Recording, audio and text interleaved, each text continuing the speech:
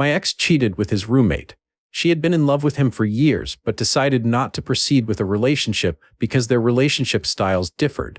She wanted monogamy and he was polyamorous, but they continued living with one another. That's when I came in. Names initiated, but it has me, Kevin, 33, roommate, 33. Guest stars, best friend, 23, and other partner, 33. Kevin and I met at our apartment complex. I worked up the nerve to talk to him, and we ended up talking for hours. It had gotten so late, security kicked us out of the common area. We had a lot in common and had similar life goals. One day I came home from work for lunch and found him moving things from their apartment alone. He and his roommate were changing apartments and didn't realize that they needed to leave the day their lease ended. His roommate couldn't help with the move because she had to work, so he was moving everything alone. I know that burden, so I took the rest of the day off and helped him. I think we'd known one another for 2 weeks at that point. I finally met his roommate when they'd settled into their new place. A quick 20-minute conversation. She was cold, but a cold that I was familiar with, as she reminded me of some people in my past who were socially awkward, which made it hard for them to make friends. So that didn't turn me off from her. We exchanged numbers and talked about getting together sometime to hang out. A few days later, I got a series of calls in the middle of the night. I woke up to one of them, and it was her. She needed a ride from the airport. I had work in the morning and had to be up at 4, but she sounded desperate to not pay the $60 for an Uber, so groggily, I got up and went to get her. The ride to take her home was strange. She complained about her toxic family and how she was ready to cut them off. Then suddenly she asked me, "Do you like Kevin?" It came out of nowhere. I told her I was still getting to know him, but liked him enough, and I'd see how things went as we went forward. She then disclosed that they had tried to have a relationship a few months prior, but it didn't work out. She wanted a house and kids and a monogamous relationship. He wanted to be polyamorous, so they decided not to pursue a relationship, but stayed as roommates. I've seen that dynamic go south for a few friends of mine that were in a similar boat, but thought, life can't be funny enough to just repeat itself, can it? Fast forward, he introduces me to his other partner, who is a gem. He and I were still only friends at this point, and I loved the type of person she was. His roommate hated her. Once I found her staring daggers at his door that another partner was working behind. Roommate was quaking with anger, red in the face, tears streaming. She kept muttering, "I hate her. I hate that she's here," over and over. I did my best to console her. She was in pain, and I can't help but try to help when I see someone suffering. Nothing was anyone's fault. It was just an unfortunate situation. Time passed, and ultimately I ended up asking him if he'd want to try dating, and he agreed. We got along really well and seemed to have a mutual connection. We were doing good for a while, really good. I'm not poly, but was okay with doing monopoly. I did a lot of research into polyamory and educated myself on what to expect. I joined Instagram and FB groups and really took in the information I received. We talked about what that would look like. I really liked his other partner and felt how supportive she was. I asked him how many partners he could realistically imagine himself having, because I would like a certain amount of time with my partner so as to not feel neglected, and he told me 2. His other partner lived in California with her husband, so this seemed feasible for all of us. As for his roommate, I asked if he had feelings for her, to which he replied, "No, not anymore." I told him if he ever felt feelings surface again, I would like to know. I had no problems with him wanting to pursue a relationship with her, but couldn't be in a relationship with him if she was, because I'd seen firsthand how crazy she was about him. I didn't tell him that part, just that I don't think things would work between us if he was also with her. He agreed. Time passed, and things began to go south between us. I knew he loved debates, but he hated losing more than anything. He had a lot of insecurities, and somehow all those insecurities rose to the surface around me. He was proud of how smart and talented he was, and got visibly angry when I displayed that I was smart and talented as well. I figured what was going on with him, but knew I couldn't be the one to bring it up, and he'd need to speak with a counselor of some kind. He wanted to be number one. I met his mother once, and similar to mine, she made him feel like he wasn't accomplishing enough. This drove his desire to be the best. But when he was faced with people better than him at things, he couldn't stand it. He'd put down other musicians, even going so far as to say Lizzo, only got her stardom because of her connections and not for her talent, and that her music was superficial and had no substance.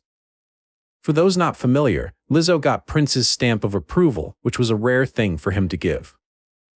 My therapist, long story short, this is how I wound up in therapy, says I can rationalize in real time like a supercomputer. So as he was hurting me when he felt insecure, I took it because I knew the reason.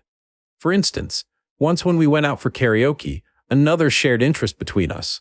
A touring musician happened to be there too. I don't recognize the guy, but it seems like he was successfully living as a full-time musician, so he's probably good. He comes up to us after I'd done Dream On, and he's raving about how well I did, how even professional opera singers struggle to hit the high A that I had, and asking if I was trained classically. I wasn't, and he refused to believe me. I see my partner Kevin getting angry that the guy wasn't commending his singing from when he went up before me. I tried to turn the attention to him, telling this guy, I'm not a professional musician, but my partner is, and you've got to hear his music. The guy looked confused, making a face as if to say, okay, but I'm talking about you, which made my partner more discernibly angry. Other people are coming up to me too, and applauding how well I'd sang. It wasn't until someone asked Kevin directly, wasn't she amazing, that he complimented how I'd done. I still find it hard to identify jealousy. It's not like in the movies where it's super overt. A lot of jealousy is so subtle. So back then I really didn't know how to spot it. He'd even told me about how he doesn't feel jealous and that's why he's great at being polyamorous. I didn't believe him. Everyone gets jealous. I know I do. It's how you handle jealousy that makes it toxic or not. I just couldn't imagine that someone would be jealous of me, especially not my partner. As it turns out, he had been growing increasingly more jealous of me. I'll explain. I've done a lot of crap with my life. I don't believe in bucket lists, so when I want something, I just go out and do it. So I've done the things that are on many people's bucket lists, all before 25. I usually don't talk a lot about it. One friend, after we'd known one another for a year, found out the school I attended for undergrad and said that every time she talks to me, she finds out something incredible I've done. I don't talk about it all in one sitting. What kind of a conversation would even warrant all that, other than an interview, but also because it intimidates people? So instead, I just let it come out over the course of months or years. Honestly, I think as time went on and he found out more about me, he became insecure about why I was with him, and his insecurity manifested in anger, especially around the things he thought he was the expert in.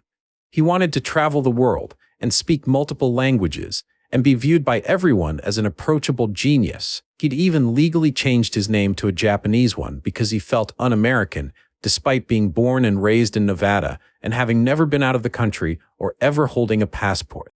Our backgrounds were similar. We both had disapproving mothers and were raised Seventh-day Adventist. I actually had to go to the Seventh-day Adventist Church and the Kingdom Hall because my parents were of different religions. We'd had similar upbringings in many ways. Mine was worse, so we should have turned out similarly. But it turns out, I became the person he'd always wanted to be.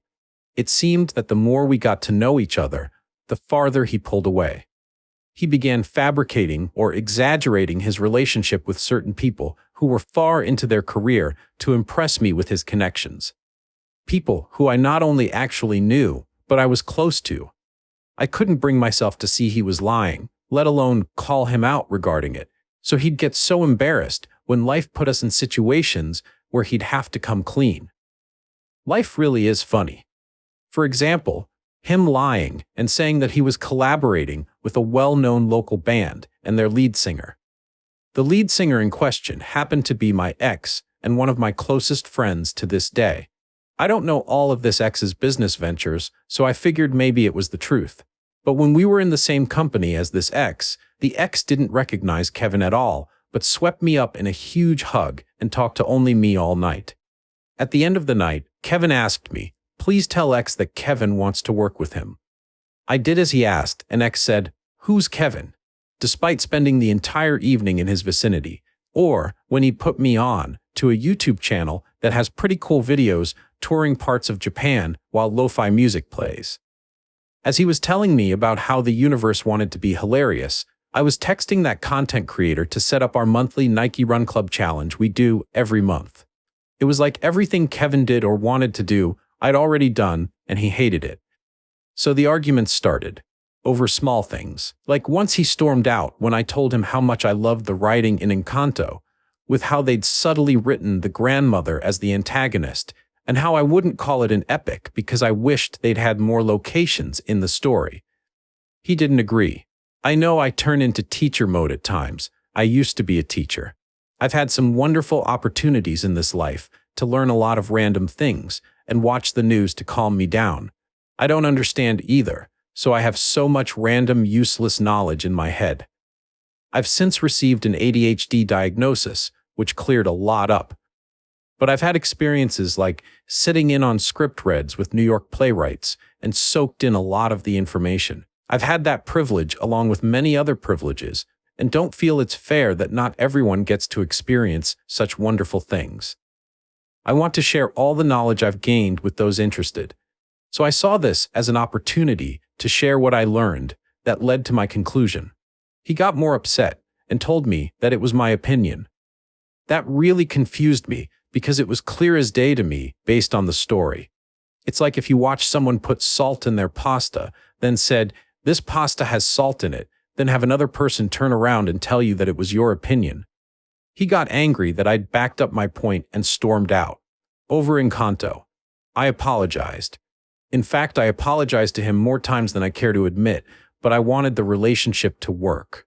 I realized once the relationship was over, never, not even once, had he apologized to me. For anything. He'd criticize my spending habits. The restaurants I ate at were too expensive, and my cute watering can cost too much. This was all my money, mind you. We didn't live together or have any shared expenses. In fact, he willingly did not work, which I know is a red flag, but I liked him, okay? He'd make fun of the way I pronounced things. Funny. The times he made fun of my pronunciation was when I'd use Jamaican British pronunciation, and he would pretend to speak in a British accent or use British words and swear it was his natural way of speaking. Really, a black guy from Nevada who's never been to England refers to gas as petrol? Give me a break. I'm Jamaican American, and both of my parents lived in the United Kingdom for significant portions of their lives, so I sometimes will speak like them. And I've never called gas petrol in my life, lol. Again, I was living the life he wanted, and I think he hated me for it. Cue Thanksgiving. He was going to his family's house for Thanksgiving dinner. My sister was in town and we'd be going to my best friend's. He came over to meet my sister. I had to beg him a bit, as she is one of the most important people in my life. It was important to me that they get to meet one another. He stayed for about an hour, then left. Funnily, my best friend and his grandma ran into Kevin and Kevin's roommate at the grocery store. Bestie's grandma has since said she felt that roommate was very strange upon meeting her. She said roommates scared her a bit. My roommate and I had tried to have a friendship, but it was very odd. For example, about a month into us knowing one another, she asked me to do some extreme online therapy with her. And my pleasing ass agreed. She then said that she couldn't have a friendship with me for a list of manufactured reasons. Reasons that if anyone was guilty of it was her. She'd constantly ask me questions about my and Kevin's relationship progression, like if we'd already been intimate, and what exactly did he say when we agreed to date, word for word. I knew her feelings towards him, and tried to be respectful of her feelings when answering. She would make comments about my looks, like how short my hair was, or how big I was. I'm pretty tall.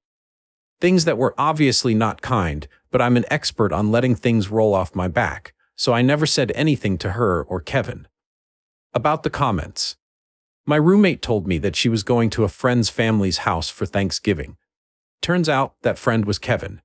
She purposefully hadn't told me she was going to his family's dinner, and he neglected to say anything about her coming. In truth, He and I had one conversation about our roommate before we agreed to date, and really didn't talk further about their dynamic after that. So it was strange that he hadn't brought it up. Once he ran into my best friend and his grandma. It was as if he knew he'd been caught doing something he wasn't supposed to and tried to spin it. He urged my best friend to take a picture to send to me to try to appear like he wasn't keeping anything from me. He knew my best friend would tell me he'd seen them together, so he might as well get ahead of it. I get paranoid about my loved ones being safe. I won't sleep well if I don't know that someone hasn't made it home safely. My father died suddenly a few years before, and Kevin knew that. I asked for only 2 messages. I am not a clingy person, so I wanted him to spend the holiday focusing on his loved ones. I asked him to text me when they'd made it to his families and when they made it home. It's a 4-hour drive through freezing roads and drunk people on holiday. I get worried, so those texts reassure me. He sent the first one, but never sent the second one. I texted just one time asking if he'd made it home and called one time. I knew he coitused with his roommate. I don't know how I knew. I just knew. I didn't want to believe myself, but I knew it was true. The next morning he texted that he had fallen asleep when they'd gotten home, and that's why he hadn't answered. I knew he was lying, and I pretended not to. About a week passed. We were on my sofa watching TV when he asked me about how I felt about my roommate. I reiterated the same thing I told him at the start of the relationship. Go for it if you like her, but I couldn't be with him if he was with her. A week later, I went by their apartment. He's gaming, and roommate is huddled under the covers in his bed, sick as a dog wearing a mask. This is peak COVID season, mind you. I'm confused. If she's this sick, why is she coughing her lungs out in your bed? Where should I sit? They're acting so casually, I feel crazy to think this is crazy. He ends up leaving to go to work, leaving me to take care of my roommate. We chat for a while, and she says that she can't continue to lie to me anymore, and admits that Kevin and her almost had seg the night of Thanksgiving. I know her motives aren't well-meaning, and so I refuse to break down in front of her. I rub her back and tell her I accept her apology. I figured something like that likely happened, and I forgive them both. At some point, she'd texted Kevin. I told her. He raced back home and dropped to his knees begging me to forgive him. Truly, I wish I could have just spoken to him alone, but my roommate won't leave the room. If she just left, she might have gotten what she wanted, and I may have had the courage to end things right then and there. But as a people pleaser, I see 2 people having a breakdown in front of me and know my actions can make them feel better, so I console the 2 of them, telling them I know they didn't intend to hurt me. In general, I find that I can speak my mind better in one-on-one situations, but once I feel ganged up on, I fold. I could feel it sitting right there in my throat. Kevin, can I talk to you alone? It was right there, like it was choking me and I couldn't get the words out. So I let them both cry on my shoulder. I didn't break up with him, and she tested positive for COVID 2 days later. Honestly, I think that was the day I broke. After that, whenever he'd ask me to jump, I'd ask how high. I saw him readying for an argument. I'd cave to his opinion immediately, whatever he wanted. He broke up with me on Valentine's Day. We have different life views, he said. I cried and apologized for being too outspoken. This enraged him, and he told me later it was if I was calling him weak and how he loves speaking to strong-minded women. I started therapy not long after and cut contact with him completely. He's tried failed attempts to get a hold of me. Only other communication we had was me asking him to return my things that he'd been refusing to give back. Talking to him at all made me so angry I unleashed. He and his roommate had walked all over me, and he had treated me worse than a dog. I'd never forgive him, not even for myself. Me and my other partner are still friends, just online for now. She has a kid with her husband now and doesn't get out to our state as often anymore. Literally still love her to pieces. And yeah, through therapy, I'm learning how to love myself again. Still dating, but pretty done with relationships. I'm so scared of ending up in a situation like that again. I'd rather be alone, honestly, until someone can come along and show that they can care for me properly. There's one candidate at him that might put me back in the relationship game. I haven't felt safe like how I feel with him in years, not since before all this. So we'll see.